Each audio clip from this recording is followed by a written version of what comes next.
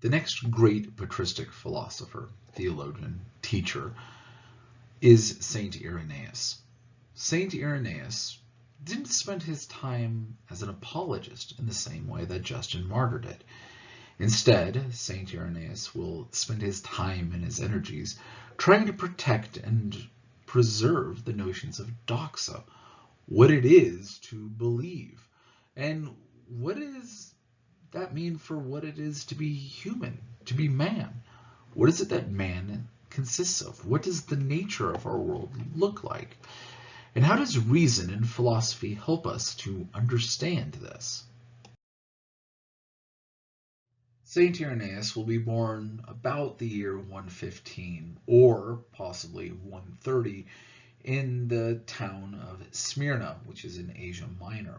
Nice coastal city, was beautiful at the time, today a little less so. He will raise up through the ecclesial ranks and eventually be named bishop and moved to Lyon, to Gaul, modern-day France, and is therefore sometimes referred to as Saint Irenaeus of Lyon. He will die around the year 200, maybe 202, in Lyon. As you can already see a little bit, the exact information about his life is a little bit more scarce and in some measure inexact, right? Is 115 or 130, 200 or 202. But the major points of his life, other than his birth and death, are largely known. He was a disciple of St. Polycarp, who was a disciple of John the Apostle. He is one of the most ancient and honored of all of the church fathers. Irenaeus was one of the first Christian writers to refer to the principles of apostolic succession to refute his opponents in connecting this ecclesial notion and practice. He was a martyr, although the details of his martyrdom are also lost. He was buried underneath the Church of St. John in Lyon and was later renamed the Church of St. Irenaeus, because that's where he was. His tomb and his remains were destroyed in 1562, though, by a group of Calvinist Huguenots. While Justin Martyr developed his philosophy as an apology, a series of dialogues written to either the Roman state or Jewish audiences, trying to defend the rationality of Christianity, Saint Irenaeus was a bishop. He was not a public intellectual in the same way that Justin was. He had pastoral concerns. He was an overseer. He needed to make sure that those under his care were receiving the proper knowledge. And so his major writings, Averus Heresis, as translated in Latin, or Against Heresies, were there to point out the flaws of these heretical ideas, to try to preserve the faith, and to ground this faith in the authority that he has as a bishop through notions of apostolic succession. The first major idea that St. Irenaeus wrote against is the heresy of Gnosticism. Gnosticism is actually an idea that predates Christianity. In fact, we have Jewish forms of Gnosticism and pagan or Roman groups of Gnosticism. We will see Gnosticism existing throughout all of the Mediterranean world, including Persia.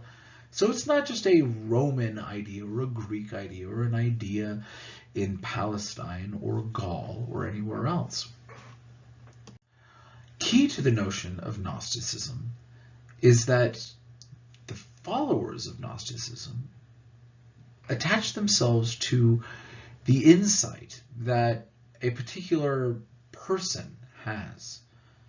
This leader, sometimes are women as well, claim to hold a special gnosis or knowledge that helps them to break through the divisions that exist in this world.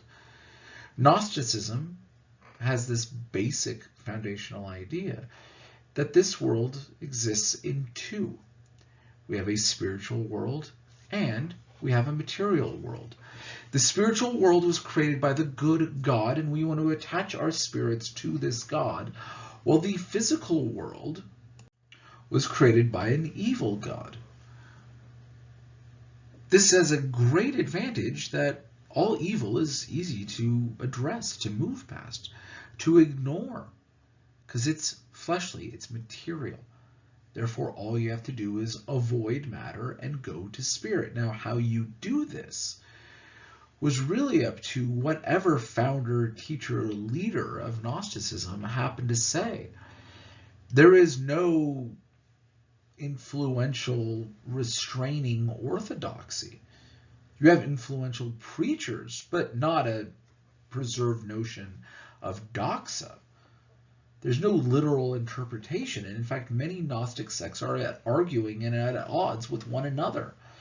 This, by the way, is one of those reasons why St. Irenaeus appeals to notions of apostolic succession.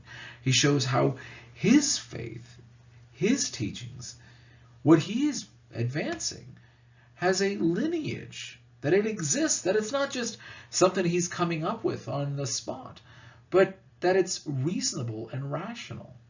Gnosticism is advocating for religious redemption, but so too is Orthodox Christianity. You want to be redeemed from this world. Irenaeus points out that you need not to just abandon the material world, but you need to understand that God is singular. There is one God of both the spirit and the matter, and that this God is the one who redeems you, because this God is also the God who becomes incarnate. Different Gnostic sects will usually be named after different leaders they have, be it Simonian or Valentinian, but the idea is roughly the same. The how differs, but Gnosticism wants to say, again, the material world is at least to be shunned and avoided, if not absolutely refused. They would have their own texts, their own gospels, and sometimes attach some of these to notions of Christianity, sometimes not. And St. Irenaeus would point out that these are false gospels, that they don't accurately depict Christ, as usually they depict Christ as not having a body at all.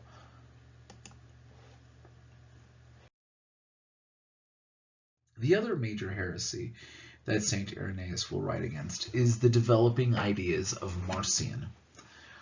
Marcion, or the Marcians, argues that there are two gods, much like Gnosticism advocates.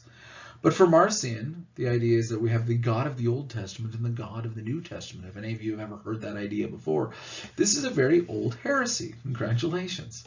And so in this part, St. Irenaeus will direct his works against Marcion in saying that no, indeed, that this is the same God throughout the Old and the New Testament, that there is a unity that exists, that Christ is not somehow different than what you're going to find in the Old Testament. In fact, you'll find many different times when Christ is in the Old Testament. Marcion is actually the first one to have a compiled list of works that he viewed as the New Testament. Largely, they're more anti-Jewish in nature than what you're going to find in the modern canon for Christians. Wouldn't have the Gospel of Matthew, for instance, but would have others that are the same, but with the emphasis that you don't see any of that old Jewishness there. As you peruse the works of St. Irenaeus, you see again, most of them have pastoral concerns. Treatises on schism, on addressing how God is not the cause of evil, on where knowledge, gnosis, comes from, as well as discourses and homilies and letters to specific people to encourage them. His major work is Averus Heresis, against heresies. And as we read in Book 5, Chapter 6, he says, God will bestow salvation upon the whole nature of man, consisting of body and soul in close union, since the Word took it upon him and adorned with the gifts of the Holy Spirit, of whom our bodies are, and are termed the temples. Now notice here very quickly what is going on.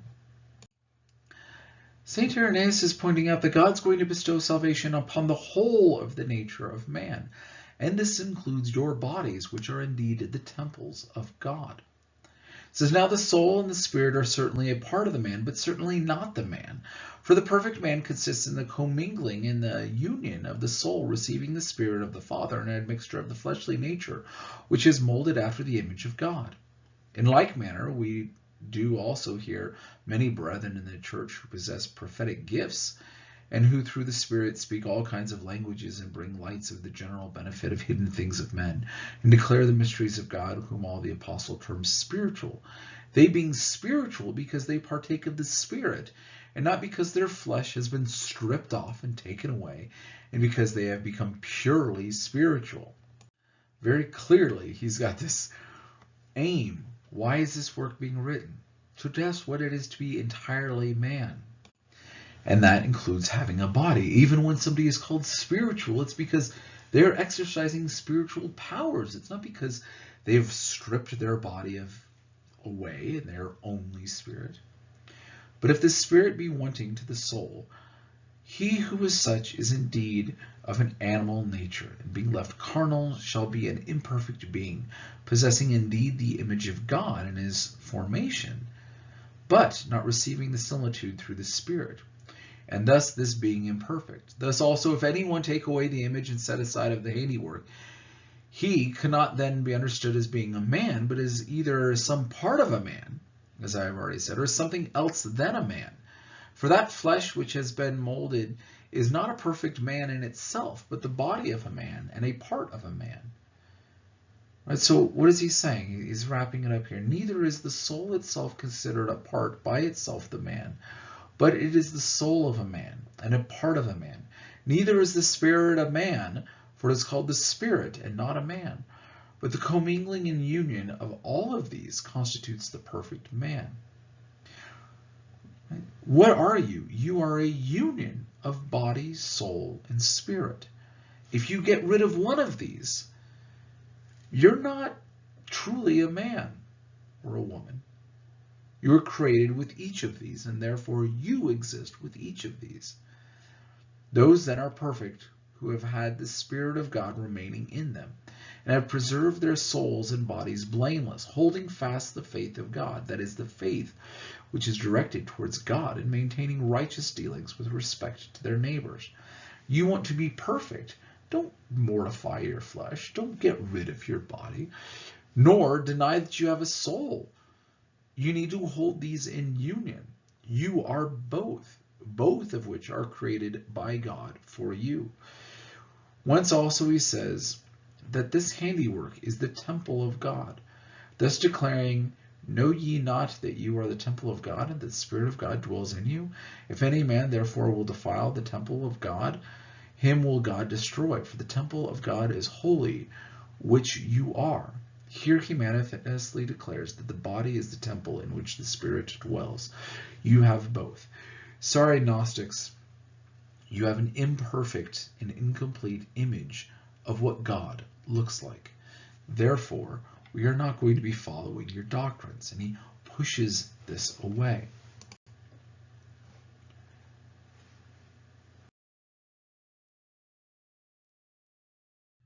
So if we are to discount and disagree with Gnosticism, we are left with a question. Why is there evil in the world? Most of you would probably answer this question following the teachings and ideas of St. Augustine, that following the fall, that there is disharmony in nature, and God has given humanity free will, and we chose poorly and continue to make poor choices. This is generally known as the free will defense. But this is not the argument that St. Irenaeus holds. St. Irenaeus approaches the matter of why is there evil in this world very different than that of St. Augustine.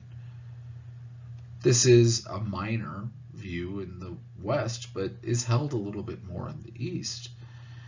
And the idea for St. Irenaeus is that God has created humanity in the image and in the likeness of God.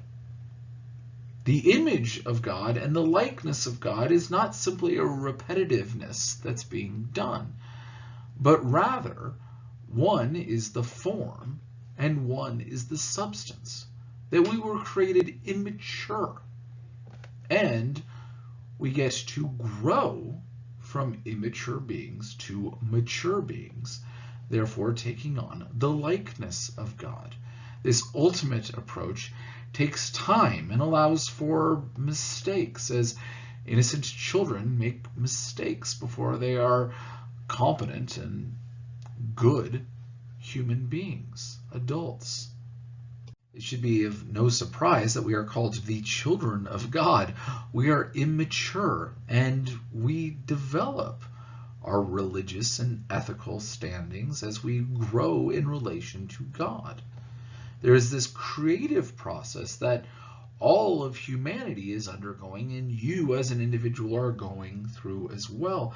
That'll only be completed in that final eschaton, that final end of the world, where a new body and a new spirit, or a renewed spirit, are created at the final resurrection. While traditionally not as powerful or as impactful in Western philosophy, St. Irenaeus' approach does have some advantages when trying to address the basic issue of evil in the world today. It allows for a slower development of humanity, a gradual process that we become man. Many are pointing at notions of evolution as a possible answer to this. Right? We're created immature, growing and developing, and the same is the process that we have with humanity. The goal is not just to have the image of God, but the likeness, to gain this spiritual maturity. And this is not something that we all are on the same page with. It takes time to develop this divine likeness. But why would God create us in this way? The answer is, in order to be a person exercising some measure of genuine freedom, the creature has to be brought into existence, not in the immediate presence of God, but at a distance from God. There's going to be a gap. Therefore, you can develop on your own. This distance cannot, of course, be spatial, since God is omnipresent, and therefore the distance must be in some sort of cognitive dimension. This is why we were created lacking wisdom amongst everything else. This distance consists in the existence within and as a part of the world which functions as an autonomous system, and from within which God is not overwhelmingly evident. The fact that you're missing some conceptions of God is because of this distance that's existing here. Your lack of the knowledge of good and evil is something you grow to know. In fact, indeed, some of us don't even develop all of this on our own, as we still have other arguments on what we deem to be moral that might be contrary to God's calling for us, mainly because it seems hard. Since God wanted to create us as finite beings, but would have the function of learning morality and learning goodness, we have to be created imperfect rather than perfect. We have to develop and learn what is perfect and preferred through our own free choices. And this is the way we develop our own personal understanding and insights into the world, and ultimately will drive us to know God. This learning of who God is also how we learn to love God. That this is the point and this is the process. We have evil in this world not because the world is made evil, or even only so we can have free will, but because we are incomplete, and that our completion is only through divine illumination, life in the church, and knowledge in union with God, a process that we have to grow and develop into, just as children have to grow and develop into functioning members of society. So God is able to choose any world that God wishes to create us in. But the goal is to create us striving and growing and learning. So does God create a world that's perfect for us? That has every luxury handed to us? Where we're knowledgeable of everything? No. You wouldn't appreciate it that way. You need challenges. You need to be pushed and prodded. You need to be put out of your comfort zone in physical and mental and social opportunities. This is what our education process is about. This is why you need to be challenged and you need to know what's strong. When you want to get your body in shape, you have to exert it. You have to work. It has to be hard. You have to break a sweat, strain. This is how you grow and get strengthened. The same is with the world all around us. There was once an experiment with 2 kittens. One regular that went about its normal, ordinary kitten-cat life. The other went on living without needing any effort. Its weight was always supported, which seems a little bit too much. Food was given to it anytime it needed it. There was no exertion needed. What was the process of these 2? You probably know already. The first turned out normal, as a cat would, and was probably a little happier. And the second was unwilling, therefore, to exert itself in anything, since it never had to. When faced with challenges and opportunities, it simply failed to do any of it. Therefore, what do we need? We need a world with dangers to be avoided and rewards to be won, since that's how we learn and grow and strive. That's how we develop. And that's why there's evil in this world, is to help you develop morally and spiritually. So today we talked about Saint Irenaeus. We talked about his role as a philosopher, dealing with things as a pastor, as a bishop, as an overseer, trying to understand the nature of the world around him and trying to make sure that those ideas, which are dangerous or incomplete, can be known and analyzed and investigated and understood and rejected because they are not true. This is the goal of philosophy, is to live this life where you are in love with wisdom, where you know what's true and you know why it's true, and you're able to grow as an individual, as a human being, and exert yourself through this challenge as well. At least this is how Saint Irenaeus saw it.